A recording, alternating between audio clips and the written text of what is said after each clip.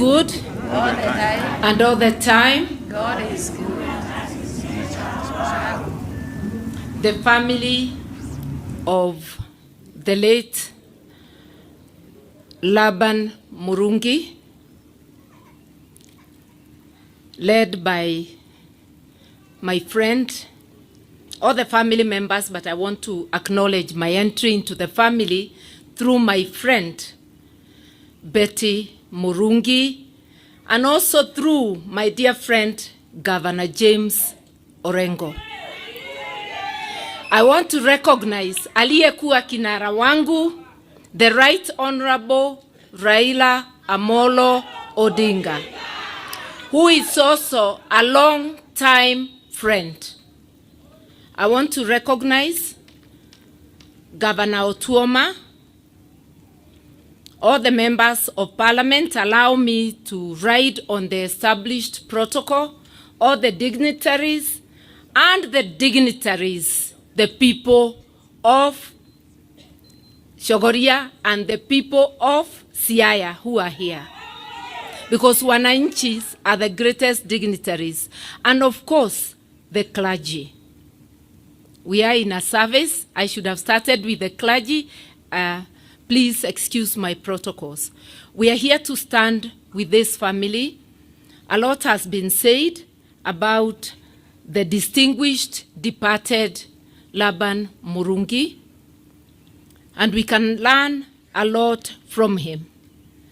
He performed his duties with excellence. He has raised a beautiful family. We have seen them. He was a distinguished educator and agricultural expert. Everything with distinction.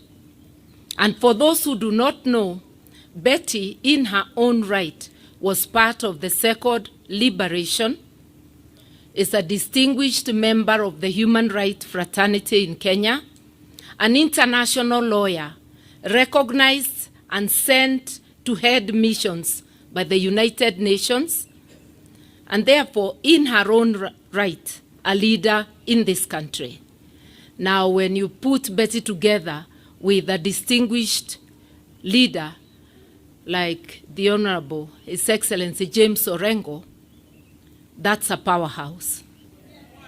So I'm here to mourn with the family and to know that it's an emotional moment for them. The passing on of a parent at whatever age takes you down memory lane, and one is able to feel that emotion that connects you with your source. I want to say pole, to say that life is transient, and we are all headed that way. We shall all exit, but we never know when. It's a mystery. It's only God who knows. And before I go too far, Mama Mungi, my condolences. When I greeted you this morning, I did not know who she was, but I was telling her she looks like members of the family. I now know you're the surviving widow of Laban Mungi, and pole sana. So we are here to stand with the family. I want to thank the people of Siaya for coming in large numbers. It's something we must acknowledge, and that is a show of love. Also to acknowledge the coming of the Right Honorable Raila Amolo Odinga is strong support to the family, and I know the close ties between his family and the family of the governor. I also know the friendship between Betty and Mama Ida Odinga. I acknowledge my friend Dorothy Nyong'o, the First Lady of Kisumu. The world is a small place because you can see we are here gathered and we are able to meet friends from different parts of the country. I agree with my friend, Senior Counsel Otiende Amolo, that people sometimes converge and other times disagree. And when you agree to disagree, it is okay. Last season, I campaigned with Baba, and I helped to enter the mountain amidst great hostility. But after 5 days of braving that hostility, mukatulia na tukaweza kuendelea. Because politics is not for the faint-hearted. But I want to agree also that it is the right of those who feel that broad-based is the way to go. It is also our right to disagree. And that is why I firmly remain in the opposition. I firmly remain with the people. And today we must continue questioning government, questioning its policies.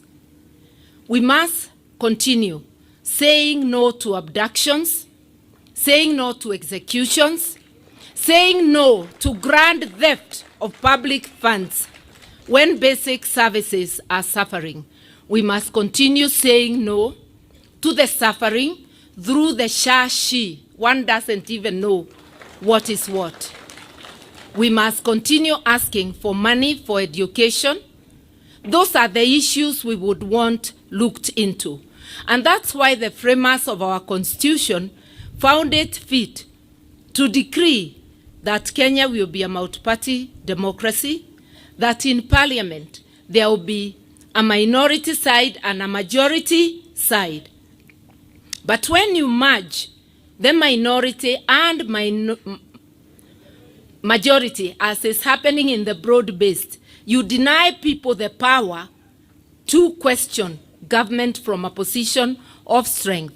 So while blessing the broad-based for those who see it that way, I still request them to do what the law says, to enter in political holy matrimony, which is a coalition registered by the Registrar of Political Parties, to let the vital committees sit with parties absolutely not in government, so that we are able to continue having a debate that is healthy for this country.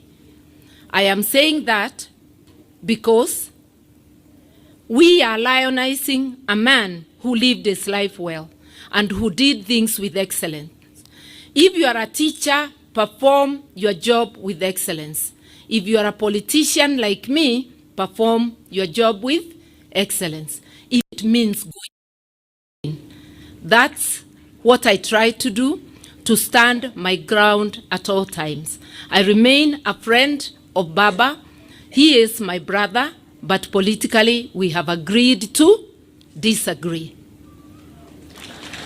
I don't want to go beyond that because we also must respect time. I want to assure the Mungi family we will stand with you in prayers. This day is important, but I know after this day we will still need to stand with you. And the best tribute you can give to your father, be honest to yourselves, shun the things your father shunned, and do things with excellence. May his soul rest in peace. May God continue to bless and comfort his family's friends from Mount Kenya to the lake. And in a nutshell, as Kenya, we are one family.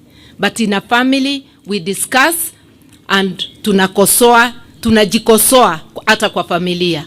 So take my statements in the light that even as a family, we must speak the truth. Asanteni, may he rest in peace.